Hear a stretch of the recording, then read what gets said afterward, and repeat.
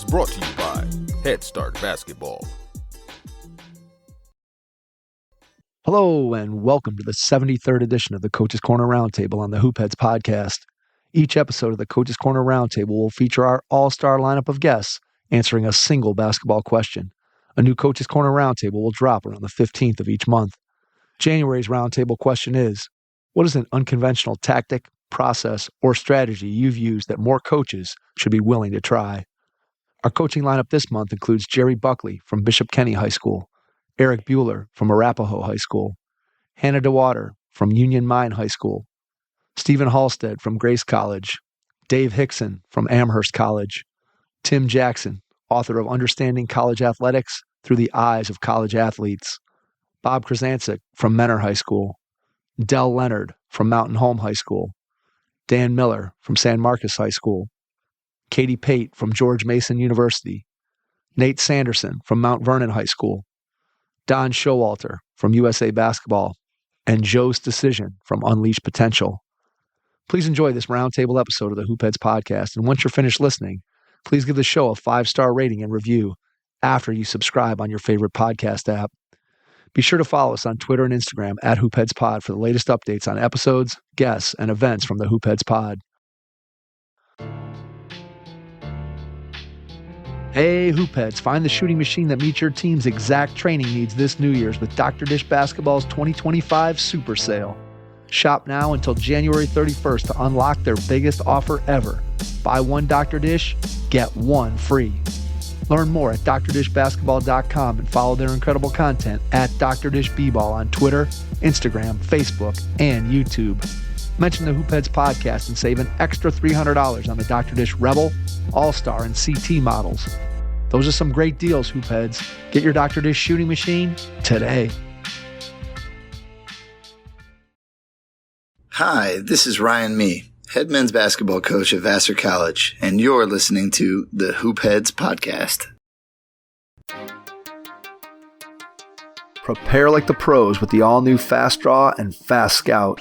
Fast Draw has been the #1 play diagramming software for coaches for years. You'll quickly see why Fast Model Sports has the most compelling and intuitive basketball software out there. For a limited time, Fast Model is offering Hoopheads listeners 15% off Fast Draw and Fast Scout. Just use the code HHP15 at checkout to grab your discount, and you'll be on your way to more efficient game prep and improved communication with your team. Fast Model also has new coaching content every week on its blog, plus play and drill diagrams on its Playbank. Check out the links in the show notes for more. Fast Model Sports is the best in basketball. Let's hear from our panel about an unconventional tactic, process, or strategy they've used that more coaches should be willing to try. Jerry Buckley, Bishop Kenny High School, Jacksonville, Florida. This is Jerry Buckley answering this month's roundtable question about an unconventional tactic or strategy that we used in the past. Ours was for practice, and we've done it a bunch of different times over the years, typically in mid to late January, early February when the season's getting long. We'll bring them in for practice and just either play wiffle ball or dodgeball with some type of Nerf ball so they're not getting hurt, but just have a break mentally and physically from practice. And usually kids get excited. They have a great time.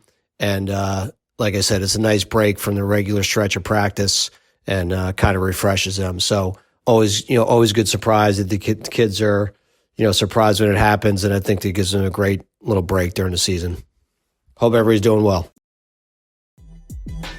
Erik Buehler, Arapahoe High School, Centennial, Colorado. Hey, what's going on, Hoopheads? This is Erik Buehler, assistant coach at Arapahoe High School. And this month we were asked, what's an unconventional tactic, process, or strategy you've used that more coaches should be willing to try? I got a couple ideas. The first one is I'm not afraid to use, I like to call them a different defense, or some people call or use the box and one, or they use the triangle and two. A lot of people call them junk defenses, which they kind of are. But I think if you can eliminate a team that relies heavily on one or maybe even two players, and you can collectively teach your team to be aware when those players have the ball in their hands, it can really mess up their offense. It can take them out a lot of their sets. It takes time out of their practice that they have to prepare for you if they know that you are a team that does things like that. I've seen other things that are effective too, like the lock left defense, things like that, where you're basically eliminating part of the floor for a team. The other thing that I'm a big believer in is at least practicing your press on a daily basis. If a team knows that you have that in your arsenal and they've seen it be effective, they gotta practice it themselves. They gotta be aware of it. So that's just something that I believe in as part of my philosophy. So anyways, I hope you guys are doing good, and I'll talk to you guys next time. Bye. Hannah Dewater from Union Mine High School.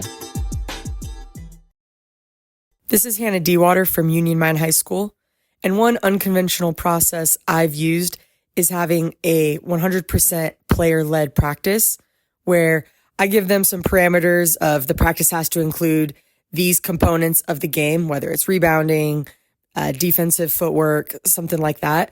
But then I let them come up with the plan.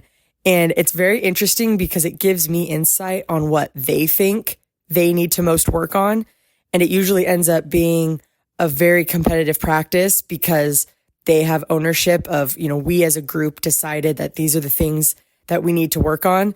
The first time I did it, I was worried it was just going to be free throws for 2 hours or something kind of soft, but they actually were really thoughtful about what they need to work on and created a really competitive and engaging environment for everybody.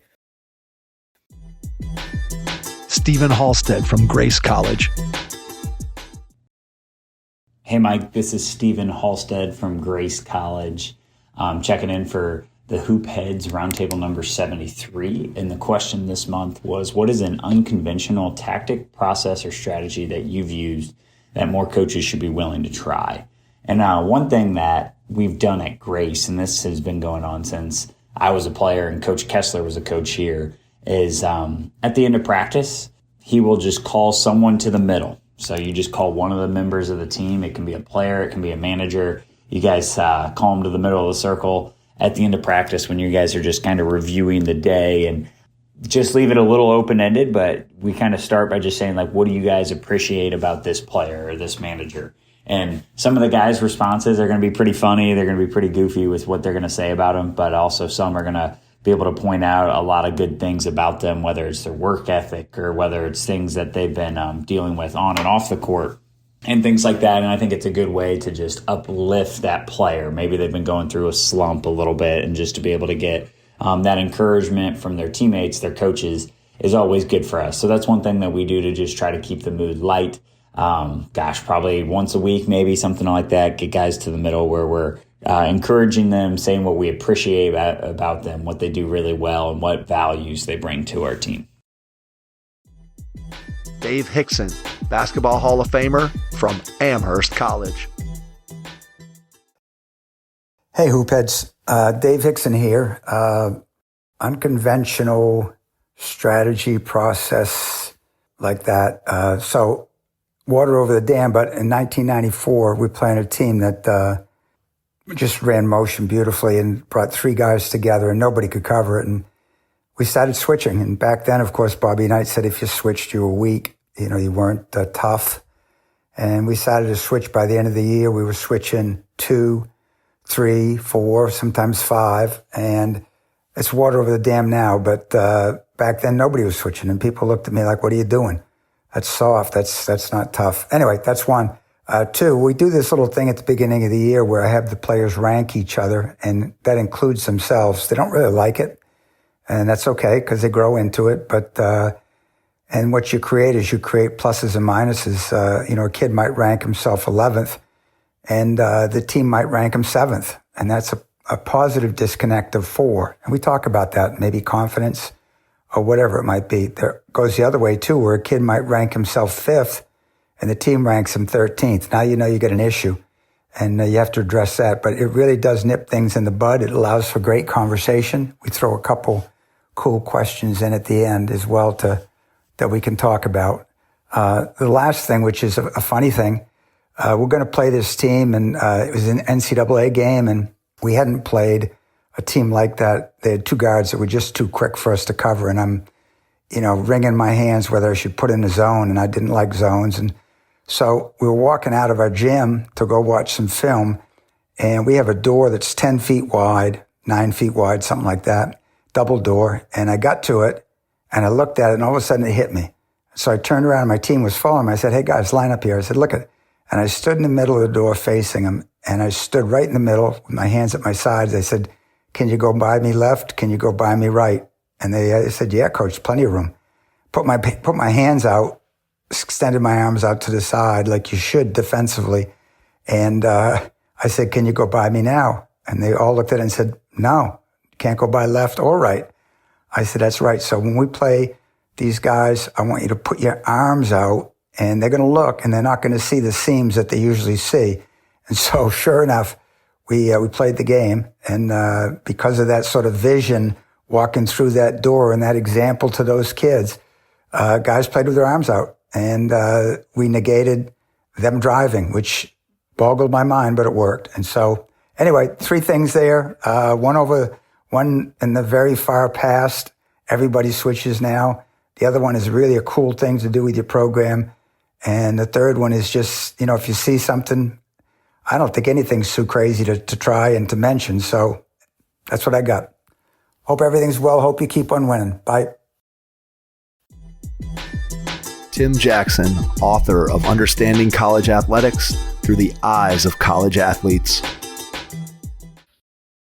This is Tim Jackson, author of Understanding College Athletics Through the Eyes of College Athletes. This month's roundtable question: what is the unconventional tactic, process, or strategy that I use that more coaches should be willing to try? The strategy that I used frequently, actually always, was not using layup lines. I think layup lines are unproductive and meaningless. So instead of layup lines, we did the drills that we did pre-practice: defensive, offensive, shooting, free throws, all the things that we would do before practice, we would do before the game. And it got my players to understand all the strategies that we're doing in the basketball game. We practiced them, so now we're going to implement them in the game. To me, layup lines take away meaningful time, effort, and energy, and they're just a waste of time. Bob Krizancic, Mentor High School, Mentor Ohio. Coach K, Mentor High School, Ohio. The one unconventional thing that we do as a staff and even as players, we rate our players probably 3 to 4 times a year, exactly in the order of priority, who we need most on the floor, second, third, fourth. I think it's a reality check on a number of players. Some coaches don't like it or feel funny because it tells people exactly where they're at, and you might offend somebody's feelings. But I think it's a great tactic, a little unconventional, but we privately rate and then accumulate and tell them exactly where they are as far as coaches and their teammates. This is my second one on unconventional tactic. At our practice, every time that we get the basketball, especially full court, we have 7 seconds to score. Our manager/trainer will have the 7 seconds ready, and as soon as we touch it or even on a make, we have 7 seconds to score. So in a game, we are just so used to blowing it up the floor and trying to get a quick bucket. Have a great day. Coaches, Game Changer is making your game film more valuable than ever.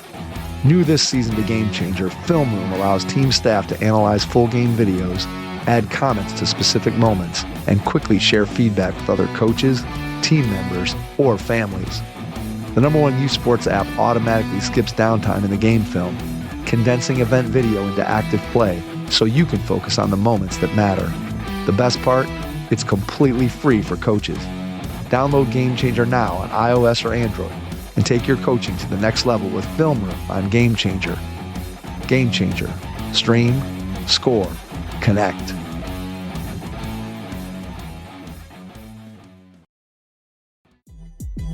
Del Leonard, Mountain Home High School, Mountain Home, Arkansas.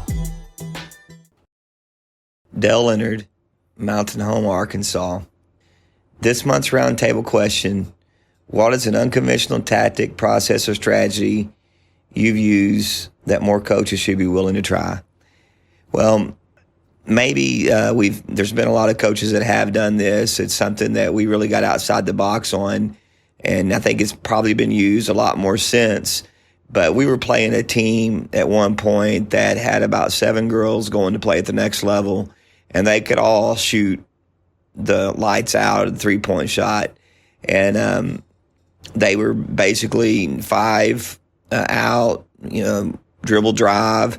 They'd get deep, kick it for a 3. If you did help and recover to the shooter, they'd make one more, and they just shot threes. And they were really good at it. And I watched a couple of game films before we played them, and they were averaging the high 80s, low 90s, and just shooting threes. And it's also very difficult to rebound because the shots that were missed came off so long, and they were so quick and athletic that they would chase them down. So we decided as a staff that we were just going to play one-on-one, like pretend like you were in the gym by yourself playing one-on-one, and you were on defense.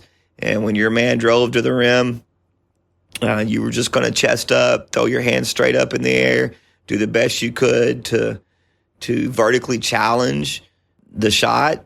And then we were going to block out and try to get the rebound. And we were not going, this was the unconventional part, we were not going to help off. And in several games before, we may have had one player we didn't help off of. But in this case, we told our kids we are not helping off of anybody. And so we did that, and they were forced to shoot 2-pointers opposed to getting a ton of rhythm 3-point shots. And believe it or not, a lot of times they didn't make the shot. And as long as we didn't foul them and put them at the line where they could set up in their press, which they were also so good at, we tried to take away their 3-point attempts. It ended up working for us on that night. We also really did not run to the lane in transition. We ran to the 3-point line. But again, probably not something that is considered maybe unconventional, but it was for us because we were a hardcore, pressure on the ball, deny it, one pass away, always it helped 2 passes away, help across, cover down, push the ball to the outside. So it was unconventional for us at the time, and it was a strategy that helped us. Dan Miller, San Marcos High School in San Marcos, Texas. One unconventional thing that we did in the fall was we had our players of our varsity team design a practice plan for a practice. And it was neat to hear them talk it over, which drills to put in, which ones not to use, how much to scrimmage. And we did that 2 different times this fall. And the players really took ownership. And it also gave me as a coach a chance to look inside the players' minds a little bit, how they view practice, what they enjoy, and what they get out of it, what they want to get out of it. And it helped in the future me plan and design our practices. You're not going to give them everything they want, but of course, input from your players goes a long ways. Katie Pate from George Mason University. Katie Pate, former college women's basketball coach, now Senior Associate Athletics Director for Development at George Mason University, member of the Atlantic 10 Conference. Unconventional tactic or strategy. My hope is that this isn't as unconventional as I think it is, but it starts with valid self-analysis by the head coach of the program. Towards the latter part of my coaching career, I had to look in the mirror and really determine where I was not great. And I was not great at late game situations. So I made the decision to hire an assistant coach who was. Furthermore, the unconventional piece of the hire is that I decided to reach into high school basketball instead of the old school lines on the college side. I had watched, observed, and witnessed this particular high school coach excel in pressure cooker situations, in situations where I tended to struggle. The solution? Hire the guy and get good at late game situations. Nate Sanderson, Thrive on Challenge. Hey Mike, this is Nate Sanderson from Thrive on Challenge here to answer your question about some of the unconventional things that we do in our program that maybe other coaches should also consider. And, thinking about this question, I think the first principle that comes to mind for us is that we really don't do anything that doesn't happen in a game. In other words, if it doesn't happen in a game, we don't do it. So if you were to watch our practices, you would not see us do really any drills or traditional drills ever, to be quite honest with you. Everything is game-based or constraint-led. Everything is out of our offense or out of our defense or out of an opponent's offense or defense if we're working towards something that we might see. And I don't think that's unusual, but just the commitment to it, if it doesn't happen in the game, we never do it. We only want to do the things that happen in the game, and whatever happens most often, that's what we want to do most often in our practices. So what does that look like from a practical standpoint? Well, let's take a look at yesterday's practice plan. So we started down in the gym playing against a team that's going to full front our post players. And so in a 3-on-3 kind of exercise with a passer in the corner and a passer on the wing, we just worked on reading the butt front or the full front and trying to create a passing window below that front or reversing and sealing in the middle to get a post entry there. Rotate the guards around the post and then flip the post, offense and defense. So it looks maybe a little bit like walkthrough. There's structure to it, but it's not just going through the motions as the defenders are live to make it difficult for our passers. And we're wrestling with that post inside so that she does have a challenge trying to hold her space. Then the next thing that we did in 3-on-3 is to go down and work on our guards fronting the post, as we're going to see a team that does a lot of back cutting in our next game. And sometimes they'll park those guards down on the block, especially if they have a size advantage there. It's not something that we see very often. And so our counter to that, we want to try to also front just to make those entry passes a little bit more difficult when we can. And so similarly, now we would pass from the wing, have that passer cut to the block, turn around and try to seal that guard on the back cut and see if we can defend out of that. Then we layered up to 4-on-4 and worked a little bit on ball screen offense. Again, the team we're going to see here loves to blitz interchanges. So whether that's a brush cut or a dribble handoff or a ball screen, they're often going to jump it and they're going to trap it really hard. And so we worked on that in the middle of the floor in 4-on-4, just trying to keep our dribble alive, work away from the pressure. If we could turn the corner on one of the hips of the trappers, we certainly wanted to do that. Otherwise, we were trying to move the ball to where the space was on the opposite side of the floor. And again, doing that in fours where that space was a little bit more obvious. Then from there, we got into some shooting. Our two post players went off with one of our assistants to work on some post defensive stuff one-on-one, while I kept the 5 guards to do a activity that we call the ball machine. And if you can imagine this, I know this would be better with video, having a shooter that goes from the volleyball line to the corner, so the left wing, left third of the floor, a shooter in the middle of the floor between the volleyball lines, and then another shooter on the right side, volleyball line and below. Each shooter gets 2 minutes just to make as many shots as they possibly can with 3 rebounders, tracking rebounds down and just pitching it to the open man. And here's the trick, Mike. We follow that pass with a closeout on the shooter. Now, we're not playing live. We're not taking it off the dribble. We're just trying to provide some kind of a visual obstacle as those shooters are taking those shots. And again, thinking back to, well, what does not happen in a game? It's rare for us to stand in one place and just take open shots. And so we've got away from a lot of that block shooting, uncontested shooting, and tried to find ways to add a little bit more variance and a little bit more contest to the shot. Now, our shooters know we're not going to block the shot. And so we're charging out. Sometimes it's a hand to the face. Sometimes we're going by. Sometimes we're going to fly by over the front. Sometimes it's 2 hands up. We try to provide a little bit different look every time. But since we've started doing this, just the confidence in our shooters has really gone up. And again, it's what happens in a game. And I think it also allows us to shoot while we're a little bit fatigued, because it is a little bit of work, as I have to do this a lot in practice too, chase down a rebound, throw it back to the three-point line, and follow it. And so that's a 10-minute drill for us, 3 shooters, and they just rotate. So the top of the key becomes a rebounder. One rebounder moves to the right side of the floor. Right side of the floor goes to the left side of the floor. A rebounder jumps in at the top of the key, and they rotate through 5 spots, 3 shooting, 2 rebounders, and then a coach as an all-time rebounder. Then finally, after our JV kids take off, we've got about 30 minutes left in the gym for our varsity players to just work through the scout. And this is not unusual or unconventional by any means, but we just jump right into live play against the defense or against the offense or against the press that we might see from our upcoming opponent.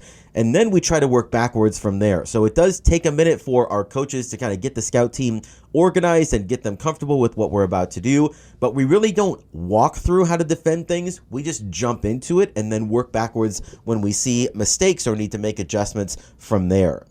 And I suppose if there was one other characteristic, if you're watching our practice, you would see that just about everything we do is live to some capacity. It's a live 3-on-3 or 4-on-4. There might be prescribed actions. There might be limitations on what the offense or the defense can do. But we're really just playing basketball for the entirety of our practice. And we've just found that players enjoy that. It's allowed us to really improve more quickly, I think, than when we've isolated things and done them on air or without defense. Or in a block setting. And so we've really embraced it and had some good results from that approach.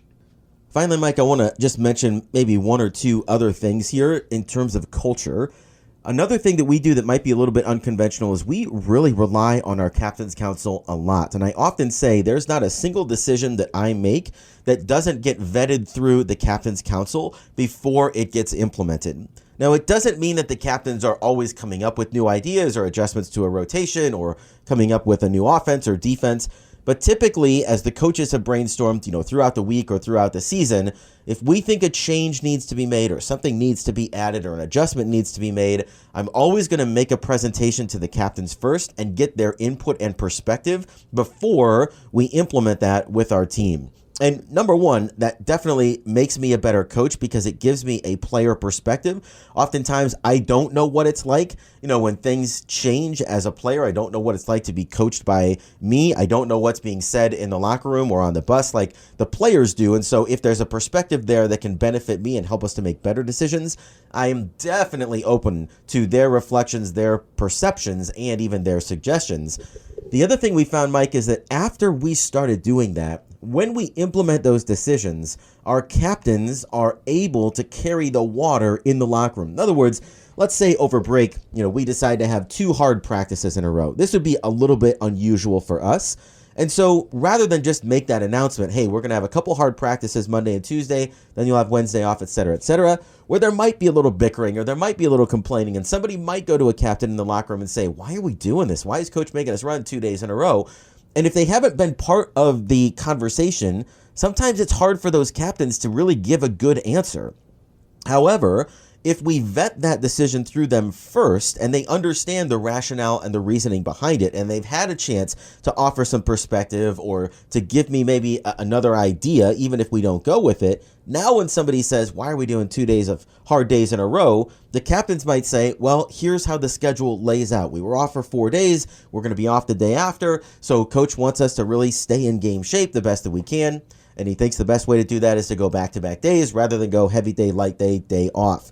I don't then have to deal with that necessarily as much because the captains can deliver those messages because they've been part of the conversation. And finally, Mike, I want to leave you with one more idea here, and this really relates to how we interact with parents. I know that can be a huge, source of conflict, and it draws our energy and it takes our attention away from coaching the team sometimes. We've been really intentional at our parent meetings here at Mount Vernon to make it clear to parents what are the conversations that we're willing to have and what are the ones that we are not. And so one thing that we explain is that if the parents have information that could help us to coach their daughter better, or something is going on at home or outside of the basketball court that might affect the way that we can coach their daughter, we want them to feel comfortable sharing that with us. So what does that look like so far this season? Well, we had a dad reach out to one of our assistant coaches and just said, my daughter's not really having a lot of fun this year. She comes home really frustrated. Her role is a little bit different than maybe what she expected. And I know she should be talking to you guys about that, but so far she hasn't done it. I'm just letting you know.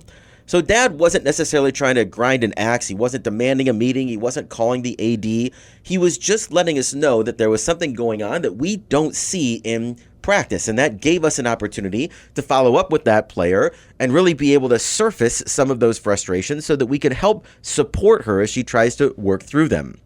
We've had other parents that have shared things like when a grandparent might be sick, or maybe they have extra family staying in their house and it's harder for them to get some sleep. We've had parents that have shared that their daughters are frustrated by just the rotation.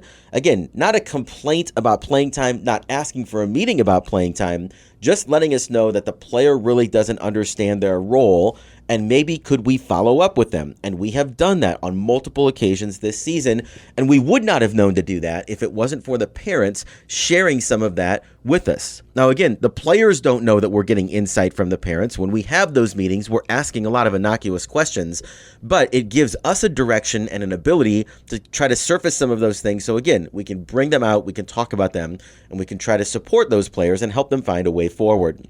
Finally, we're also very clear with parents about what conversations we don't want to have.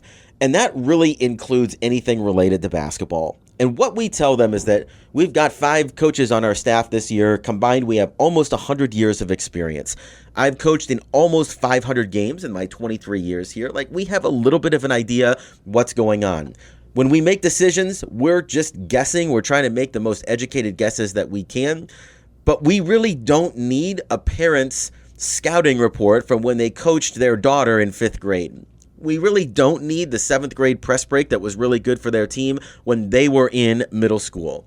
I really don't want to sit down with a parent and talk through the game about what we did right and what we did wrong and what are we going to do to fix it. It's not really their role, and I really need boundaries there just to protect my attention, my energy, and kind of the bandwidth that I'm working with throughout the season. Again, the trick to this is just open communication at the beginning of the year and then holding firm to those boundaries as we go through the season. It has helped us here tremendously at Mount Vernon to be able to coach our kids better, and I think it's also maybe helped our parents to feel comfortable. Again, if they know something that will help us coach their kid better, there's a bit of a courage there to be able to share it without crossing a line that ends up in a bunch of meetings about things that maybe they shouldn't really be involved in. Don Showalter, USA Basketball. Hi, Don Showalter here from USA Basketball. An unconventional tactic that we have used a lot with our both our junior national teams and high school teams is playing a triangle and 2 on baseline and sideline out of bounds plays. We like to put take the 2 best players out of the mix with the man-to-man, and then play a triangle zone with the other 3 players. This has been really really good for us and good for the kids. They kind of like something different on that, but it has really kind of enforced the fact that the other team does not know really how to attack it. So the triangle and 2 has been really good defensively for any out-of-bounds plays that we have come across. Thank you. Joe's Decision, Unleash Potential, Carlisle, Pennsylvania. Joe's Decision, Unleash Potential. This month's question is, what unconventional strategy or tactic should more coaches attempt to use in practice? I have a couple of things. One thing that I really believe in, and I speak on this nationally and internationally, is a model we call our competitive edge model. This is a model that is used in practices during season, preseason, postseason, something that could really be used during season to enhance your team in terms of competitiveness, player development, skill development, and team development. Basically, at USA Basketball, we talk about all coaches in their practices should spend 1/3 of their time on skill development. a lot of times you see teams and player and coaches that get away from skill development in a season, and I think that is a big mistake, because I think kids will regress skill development wise if they're not using that skill development time during the season to continue to get better. So our competitive edge model is, we take ball handling, shooting, all aspects of passing, all aspects of skill development, and we put it into a competitive situation. So they're not only getting skill development in practice, but they're being able to compete while they're also getting better with their skills. And I think that's a unique situation that I've had a lot of success with across the country and internationally, sharing with coaches that have incorporated that. You can even incorporate some performance training segment in that also, in terms of speed, agility, quickness, with and without a ball. So basically, you're competing as you would in a normal practice, but you're competing with the skill development aspect of practice. So I think that is a win-win for any team or any coach in terms of getting better during the season with their skills, and also incorporating the aspect of always competing, because as we know, we're competing during the game, so we must be competing during practice also. Whereas just doing basic skill development without any kind of competition, I think that is sort of limited during the season, when you could also incorporate the competitive aspect into that. So I think that's a different strategy that most people have never heard of before. And like I said, in my speaking at USA Basketball Academies and my FIBA national team coach work from around the world, I have found great success with that model, and teams incorporating that model to enhance not only their off-season, but their in-season practices. Thank you. Thanks for checking out this month's Hoopheads Podcast Roundtable. We'll be back next month with another question for our all-star lineup of coaches. Your first impression is everything when applying for a new coaching job. A professional coaching portfolio is the tool that highlights your coaching achievements and philosophies, and most of all, helps separate you and your abilities from the other applicants. The Coaching Portfolio Guide is an instructional, membership-based website that helps you develop a personalized portfolio. Each section of the Portfolio Guide provides detailed instructions on how to organize your portfolio in a professional manner. The guide also provides sample documents for each section of your portfolio that you can copy, modify, and add to your personal portfolio. As a Hoopheads Pod listener, you can get your Coaching Portfolio Guide for just $25. Visit coachingportfolioguide.com/hoopheads to learn more. Thanks for listening to the Hoopheads Podcast, presented by Head Start Basketball.